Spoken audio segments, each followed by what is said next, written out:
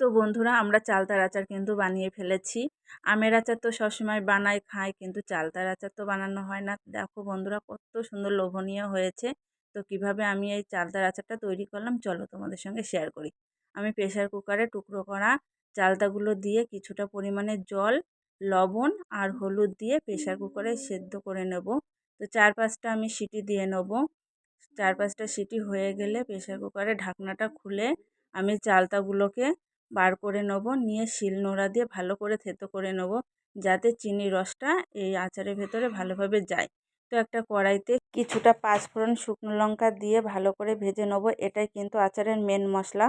তো এবার কড়াইতে কিছুটা জল দিয়ে জলটা ফুটে গেলে তার ভিতরে পরিমাণ মতন চিনি দিয়ে খুন্তি দিয়ে নাড়িয়ে চাড়িয়ে চিনি থেকে জলটা ছেড়ে গেলে তার ভেতরে থেতো করে রাখা চালতাটা আমি দিয়ে ভালো করে খুন্তি দিয়ে নাড়িয়ে চাড়িয়ে নেব। দেখতে দেখতে কিন্তু বন্ধুরা আচারের রঙটা কিন্তু চেঞ্জ হয়ে গেছে আর চিনি থেকে জল ছাড়তে শুরু করে দিয়েছে। দেখো বন্ধুরা কত সুন্দর জল ছেড়ে দিয়েছে অনেকটা পরিমাণে। তো আমি ভালো করে খুন্তি দিয়ে নাড়িয়ে চাড়িয়ে জলটা শুকিয়ে নেব। এবার ভাজা গুঁড়ো মশলাটা আমি কিন্তু আচারে ছড়িয়ে দেব।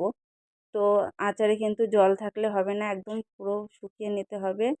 তো আচার আমাদের রেডি হয়ে গেছে, আমি একটা প্লেটে দিচ্ছি। তো কেমন হয়েছে বন্ধুরা বলবে। ভিডিওটি ভালো লাগলে অবশ্যই লাইক কমেন্ট শেয়ার করে পাশে থাকবেন।